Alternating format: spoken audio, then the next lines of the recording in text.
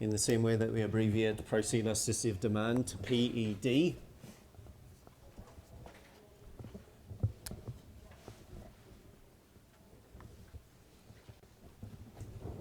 So I think we've talked in the past, and certainly when we've done this, I would say this is maybe the third time that we've actually looked at this. So when we're talking about price elasticity, when we say elasticity, what we really mean is the sensitivity. That's what elasticity means. How sensitive is it? So in this case, we're looking at how sensitive is supply to a change in price. And of course, price, as you know, is one of its determinants. That's one of supply's determinants.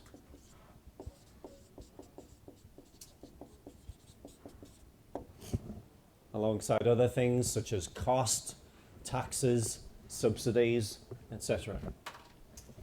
And at the very least, you would obviously be expected to know the PES equation. Percentage change in quantity supply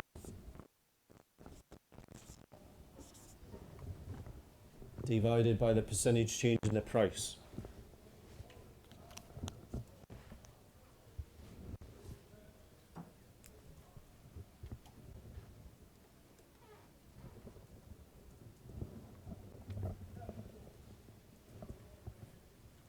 In the exam, too many of you are mixing up price elasticity of demand with price elasticity of supply.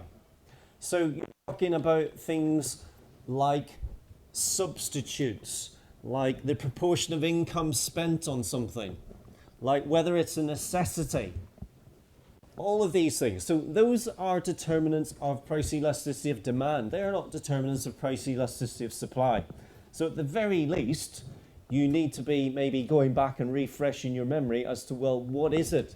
And I've got something I'll give you later, which will hopefully clarify what are some of the factors which will determine PES.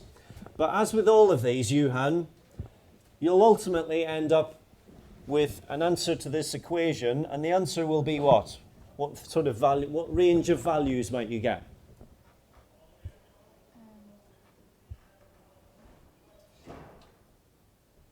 So this applies to PED and PES. And the outcome of both of those things could be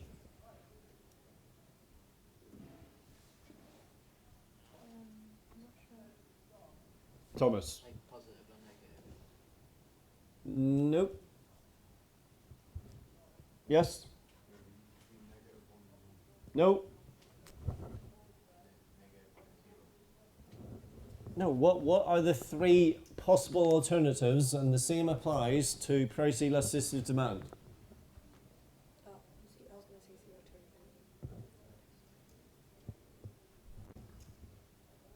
infinity. The answer will either be greater than 1, less than 1, or equal to 1.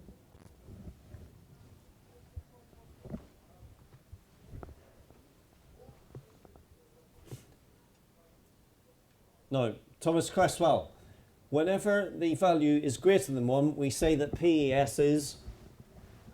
Elastic. Thank you. Elastic. Whenever it's less than 1, Thomas? Inelastic. Inelastic. And whenever it's equal to 1, Thomas? Unitary. Unitary. Thank you.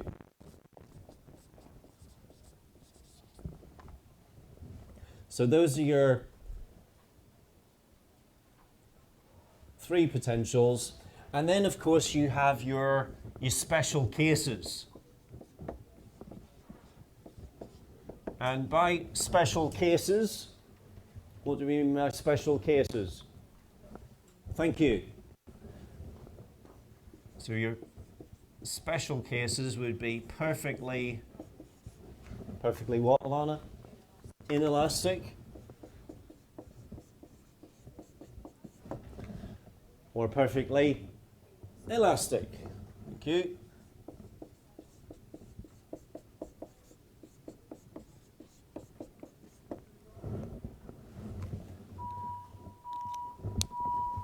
And the exam that you've just done asks you, I don't think it mentions specifically perfectly inelastic, but some of you did draw a perfectly inelastic supply curve.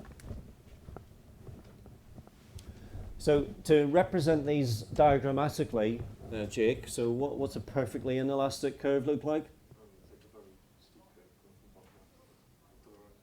Okay, so you're saying very steep. I mean, how steep? Correct. Okay. And just to make sure that we're not making too many careless errors in our papers, this would obviously, if you're just drawing the one curve, this would have to be quantity supplied, and it's perfectly inelastic, like so.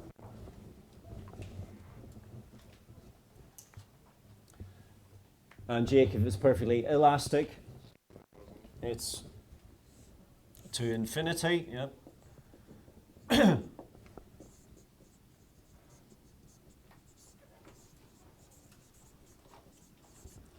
So, relatively straightforward, one would think.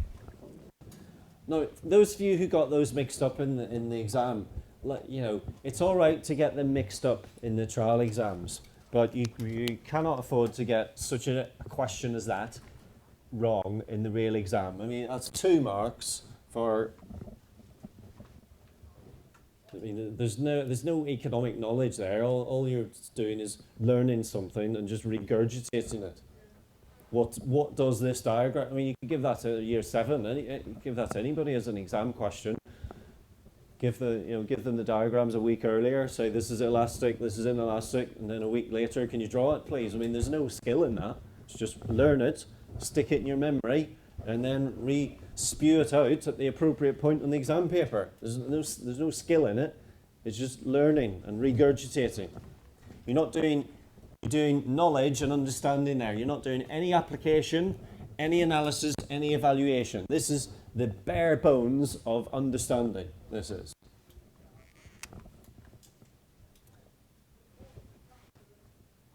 Right, now Hannah, can we be looking at the board here? You're constantly looking at the wall.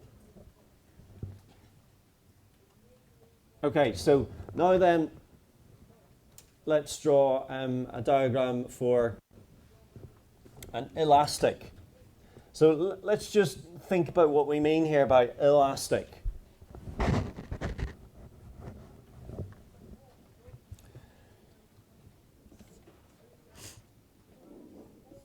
Percentage change in quantity supplied over the percentage change in the price. Okay, Hannah.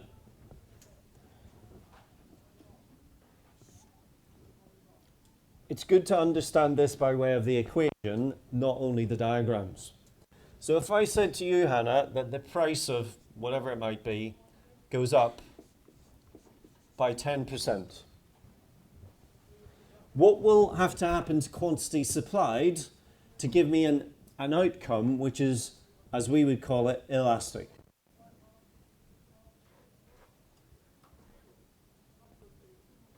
Right, okay, well, thank you for saying you're not sure. So this is getting to the real nub of whether we, understand these equations. Luca, what's the answer, please?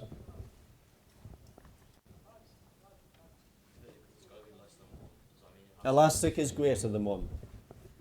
Oh, sorry. Does that mean it has to be, could it be like below 10%? I mean, above 10%, anything above 10%? Exactly. So if this was 50, for example, so that goes up by 50%, that'll give you an outcome of 5. Hannah, is 5 greater than 1? So is that elastic? Hannah?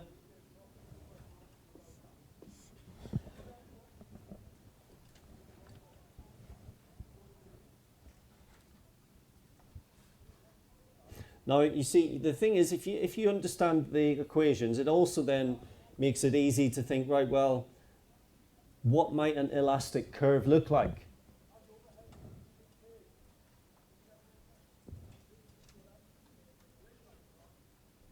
So if you think about so we're gonna draw that curve, price, quantity supplied.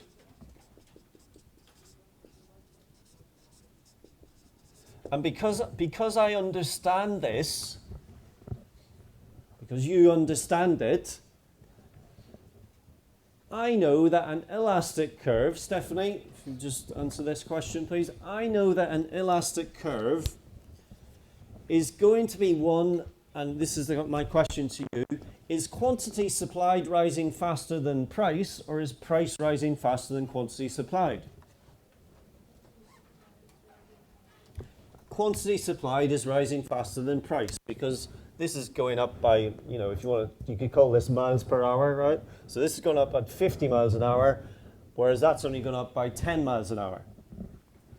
So this is going up by 50 mph, but this is only going up by 10 miles an hour.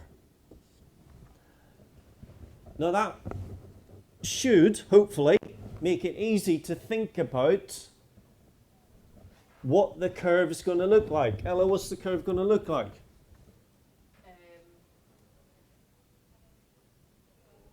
It'll go from like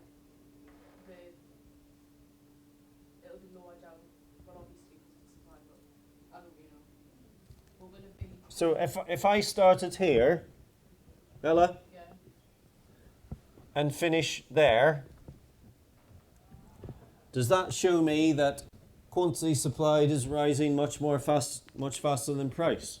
No, it'll go like further horizontally. Absolutely. If I join those two dots together, I'm ramping up price massively, but quantity supplied is hardly changing at all.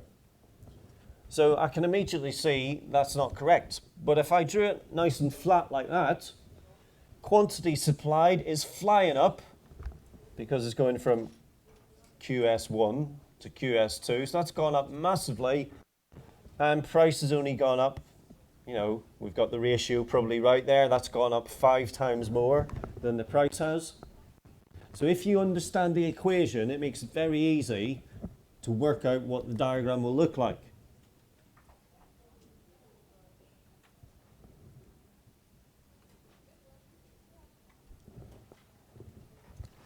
And obviously we would make sure that we stuck an S on that.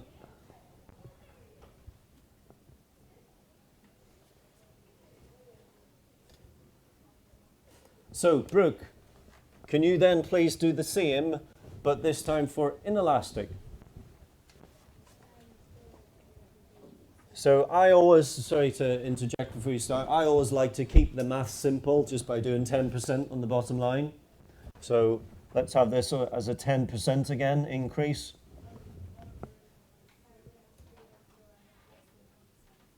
Yep. So 5, okay. So that's gone up by 5%, so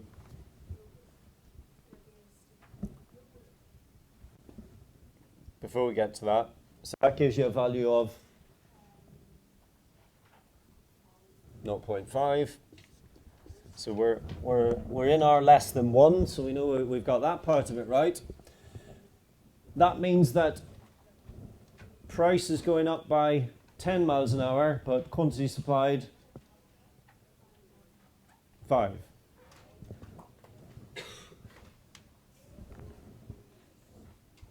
So we're getting hardly any horizontal movement, but massive, relatively speaking, vertical movement. So hardly any horizontal, but a lot on the vertical, therefore it's got to look something like that. Price. And again, quantity supplied.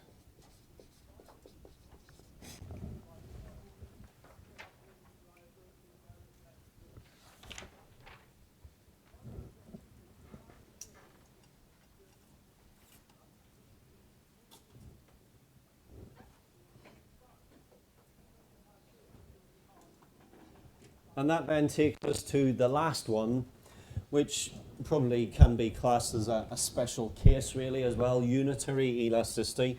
So Johan, just to come back to the equation, sorry, Marvellous, you can take this one please. Unitary, can we discuss that with regard to the equation please? Right, so you'll have to speak up a little bit.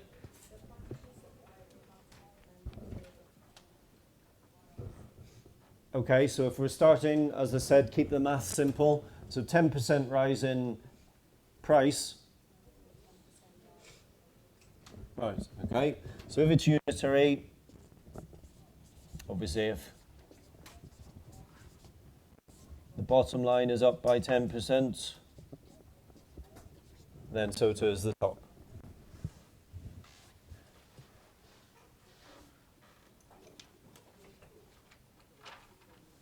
So in miles per hour, you're going as fast horizontally as you are vertically.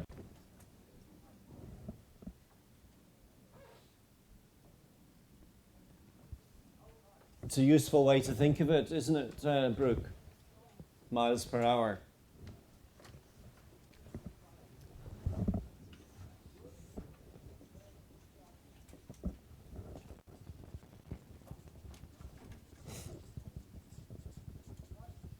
And so, Brooke, as a consequence, what will that curve look like? Okay, so can we say a little bit more about it, maybe? I mean, that's a diagonal. That's a diagonal. Okay. So from the origin, it's going to be what angle it's going up at? 45 degrees out, yeah. So we're starting here and we're going up 45 degrees.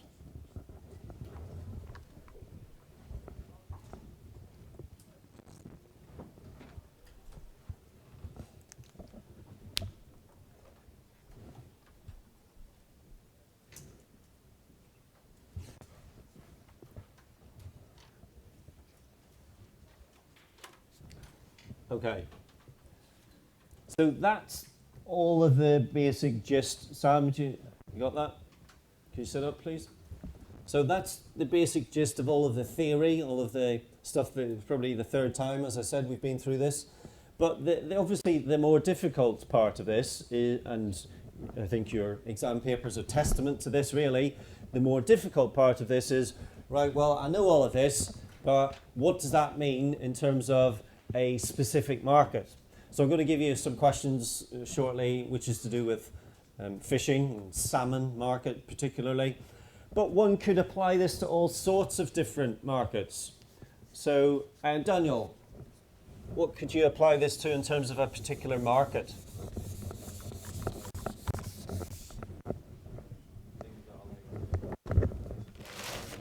Oh, no, so now we're getting into, so you've used a phrase, you've used the word necessary, and necessity is price elasticity of demand. Necessities are a determinant of price elasticity of demand. That is not of relevance here.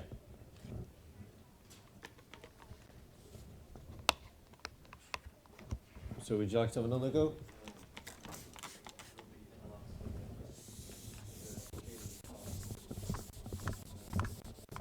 Well, okay, I'm sorry to pick you up on that, but that's not true either. So costs is a factor which will shift the supply curve, along with taxes, subsidies, number of firms in an industry. So you've mentioned determinants of PED, and you've mentioned factors which shift supply.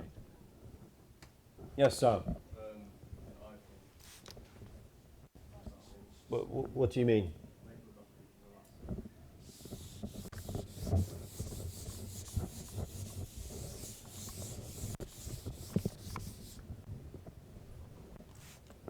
Would it?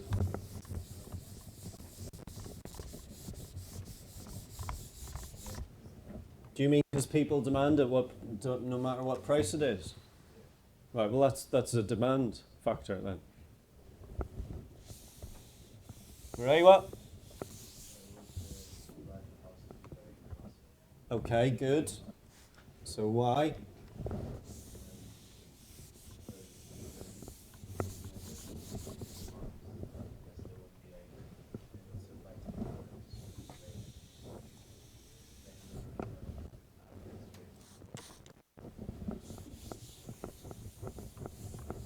Okay, so you're getting there, definitely. So the housing market is a great example where you can apply this notion of elasticity of supply. Go on.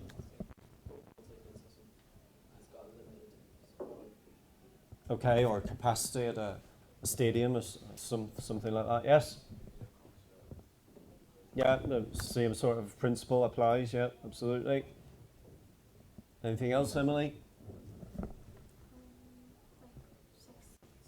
Sorry? Like seats, but that's pretty much. Seats, yeah. Scarce resources. Yeah. Correct. So when you're talking about elasticity of supply, what you're really trying to explain is how easy is it for a firm or a government, more often than not, how easy is it for them to suddenly produce out of nowhere more of the thing that's being supplied? So houses are a great example because let's say tomorrow 10,000 people land in the UK and they all need a house. Well, can you just click your fingers and supply 10,000 new homes, Amy? No. So could you maybe in, say, 12 months' time? Sorry? Sorry? Well, you're saying yes and then no, you're sort of, yeah. Which is it? Of course, yeah, so you could maybe plan for that in the future. I'm just looking out there, I can see a Christmas tree. Inelastic in supply or elastic? Why? So he says Christmas trees are inelastic in supply. Do you agree with that, Hannah? You do? Can you tell us why? Why are Christmas trees inelastic in supply? Yes. There's a limited amount of them planted, and so when they're done, they're done. Now, you might then think to yourself, oh, well, next year I need my supply to be more elastic, and therefore, what would you do? Or maybe not next year, that's too soon, isn't it? 10 years' time, you plant more trees. Correct. So the elasticity of supply really relates to your ability to meet an increased demand for whatever it is that you're actually manufacturing. Do you understand that, Abby?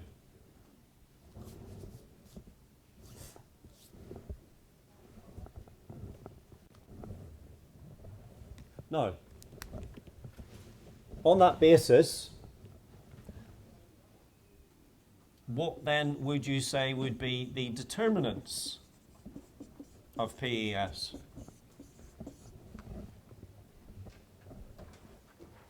Ethan. And just so that we don't get some of the usual sort of things that we do get here, I'll just run over a few things which it's not. So some of you have mentioned costs, taxes, subsidies. And we could go on and on with that. So these are the factors which shift demand, right? Sorry, supply. So these shift supply. And what causes a movement along supply, Tom? A change in price, thank you. And of course that's the only thing that causes a movement along, up or expansion or contraction, that's just your price. But what we're talking about here specifically, what determines PES?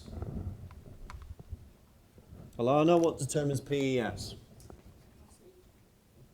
Capacity. So could you just explain that maybe in more detail? So if you've got like, you're only going to have a certain amount of things available to a point where you can't have any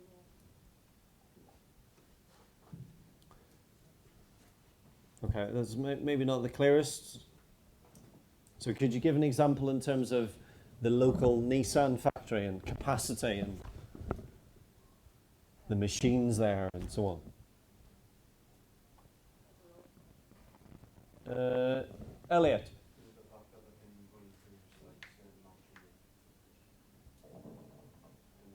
Well, let's imagine you're working at full capacity. So your people are working as hard as they can, and your machines are working to their absolute max. What then, Sam Gray, is the elasticity of supply in that case?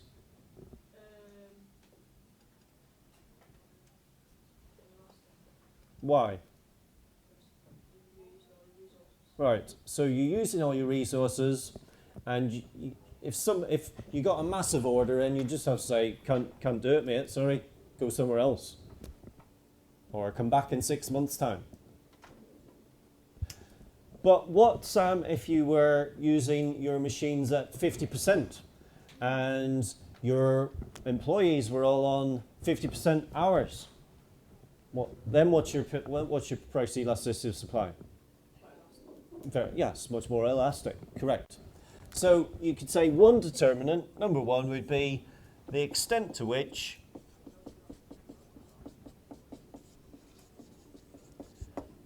a firm or a manufacturer is operating at or close to full capacity.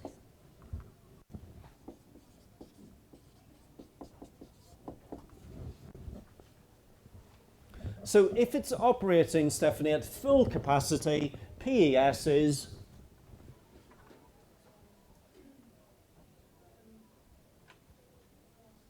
speak up. Inelastic. So if you're at full capacity,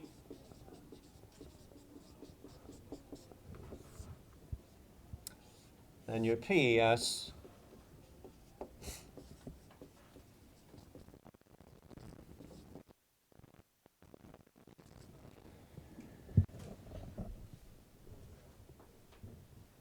as Stephanie's quite rightly pointed out, it's going to be very inelastic. Comme ça.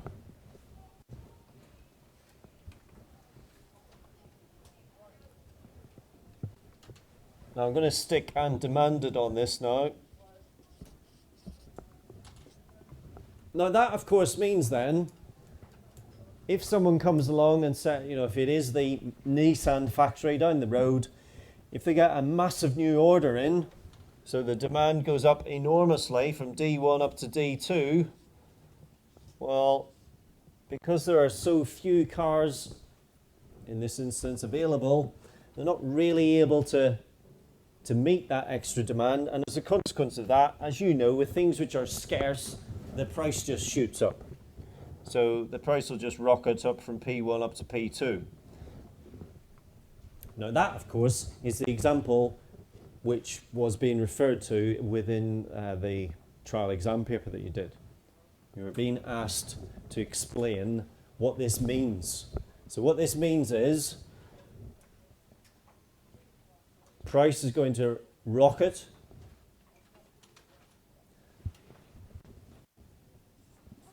It's oftentimes good to think of the equation in that case, percentage change in price.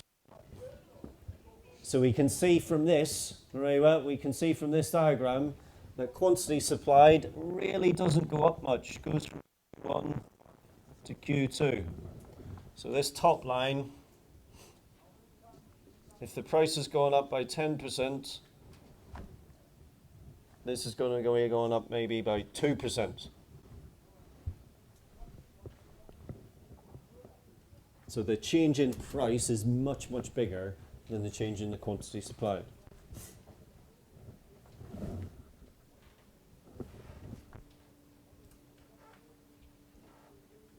Now, Johan, what if you were not at full capacity? What would the diagram look like? Elastic. It would be much more elastic.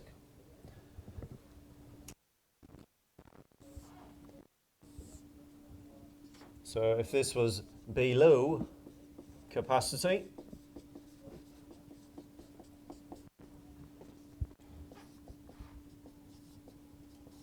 then from a consumer's point of view, that's much better.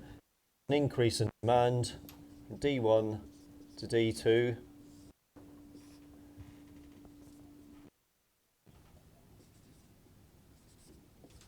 So the firm can supply more, and the price doesn't go up as much.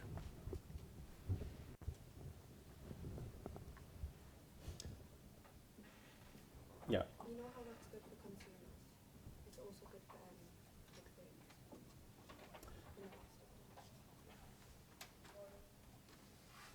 Yes. Because if you can't meet a customer's order, they'll go elsewhere. So in terms of retaining custom, So could you say that elastic price elasticity of supply is more responsive? more responsive, yeah.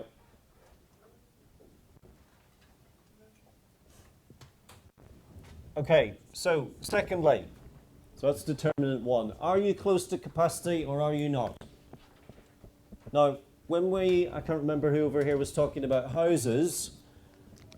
It was Amy, I think. So Amy, what's the problem with houses? Right, no, you'll have to speak up.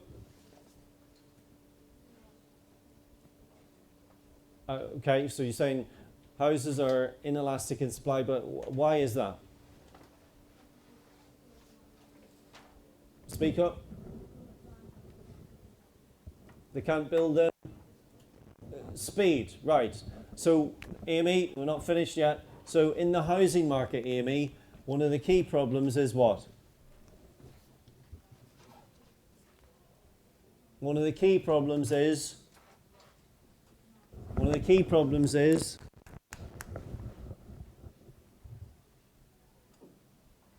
yes, Evan. So you're whispering it there. Go on.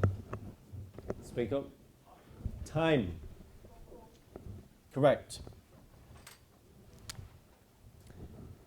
If you've only got a short amount of time and you've got quite... So I was trying to buy my sister a Christmas present at the weekend online. I went to the particular website where I thought I could get said item, and it said, we're all sold out and will not be able to deliver for Christmas now. Why? Because the thing that they're making takes time.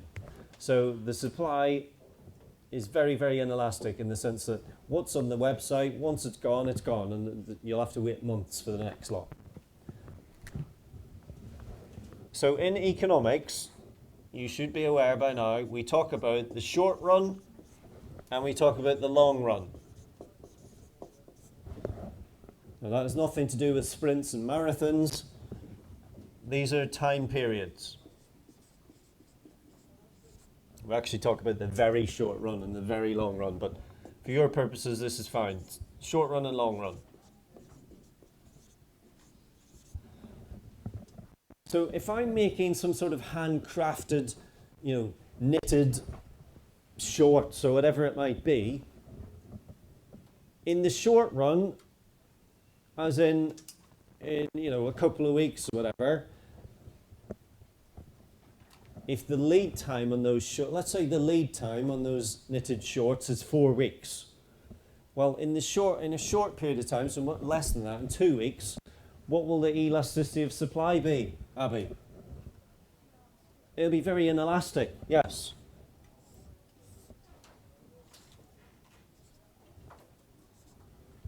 But give me a bit more time, give me 6 months, and I can be busy away with my needles and threads and wool and so on. Give me 6 months. I can make hundreds of pairs of new knitted shorts, and therefore it becomes more. So, in the long run, it's pivoting around. It's moving like that. So in the long run, it becomes more elastic. And as Elliot pointed out there earlier, it's more responsive to changes in demand. If you get a big order for 40 new pairs of knitted shorts, you can meet the demand. But if you just give me a day's notice, well, no chance.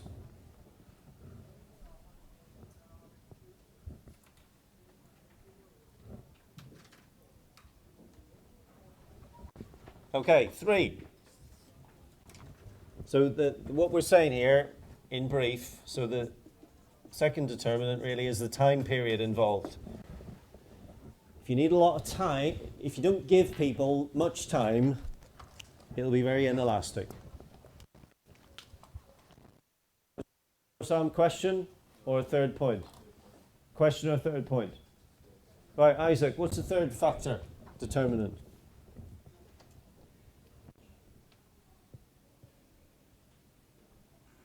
What do shops do, firms do, in order that they don't have these time period issues? Okay, and where do they put them?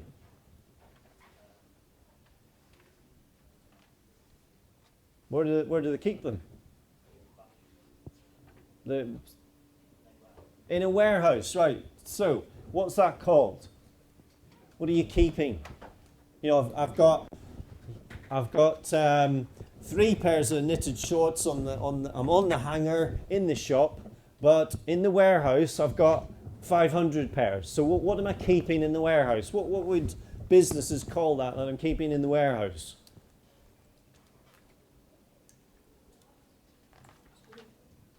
Yes. Stocks, exactly. So if you've got lots of stock and someone comes along and says, I need 500 pairs of shorts, you just say, well, there's only 2 on the shelf, but if you just give me 2 minutes, I'll nip down to the warehouse and I'll grab you 500 pairs, no problem. And in that case, the supply is elastic. So if you've got no stock, it's going to be very... Whereas Johan, if you've got lots of stock, it'll be elastic. Now, of course, firms, they don't want to hold lots of stock. Why would you not want to hold lots of stock? Right, so you've got to hire a warehouse. Then what have you got to do? You've got to pay a security guard or guards 24/7 to keep an eye on it. Then you've got to heat it, you've got to light it, etc., etc. So firms don't really want to hold lots of stock. So it's a balancing act, isn't it, Emily? And they probably know when their peaks are and when their troughs are, and they probably know in the run up to Christmas. So they're probably thinking, right, June, July, August, September, hey, let's ramp up production because we know in November, December, the demand's going to rocket. We need to have the stock to meet that. So, stocks is a third determinant. If you've got them, it'll be elastic. If you haven't, it's inelastic. So available makes your supply elastic. Limited or unavailable makes them inelastic.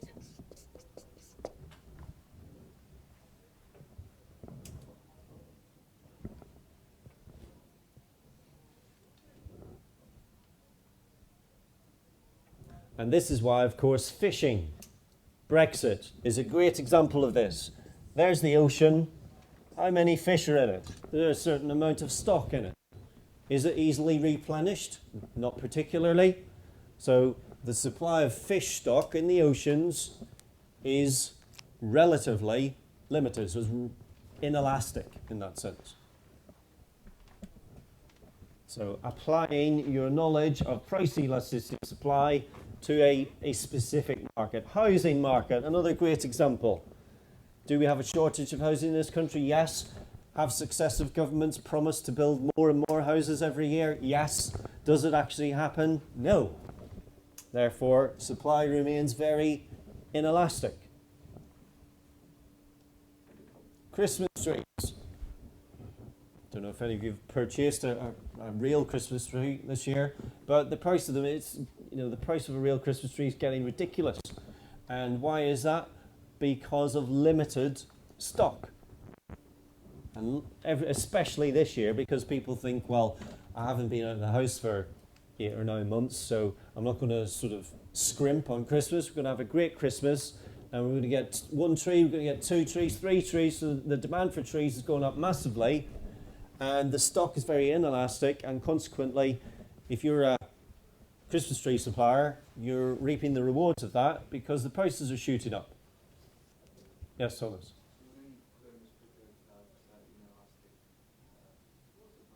Well, it comes back to Sumaya's point, which is that if you have slightly inelastic supply, and you get enormous ramp up in demand to a point where you can't meet that demand, your customers just say, look, I'll just go somewhere else. And so you then start to lose custom. So there's a balancing act to be had between not saturating the market, whereby the price just goes through the floor, but at the same time, you don't want to just have one of everything in your shop, do you? Because you're not going to run a business like that. So there's a balance to be struck. Yes. Could you say it's like dependent on like seasons, like seasonal demand? I mean like seasonal supply, because things will be in more stock like in different times of the year. You could, yes. I mean, you wouldn't find that in the textbook, but you could say that that is a factor because obviously shops, stores will bring it. I mean, that's what they do, isn't it? They, in the run up to Christmas, they probably use that very word, Samay. You know, they stock up. Let's stock up on. You know, you go into Tesco at the minute. What's immediately greets you at the door? Those boxes of Quality Street and Celebrations. You know, they've probably been stocking up on for months. They're probably loss leaders, i.e., they sell them at a loss. Probably every box they're selling at a loss. But why? Because they know once you get in the store, you'll probably think, well, I'm here now. I'll just do all my other shopping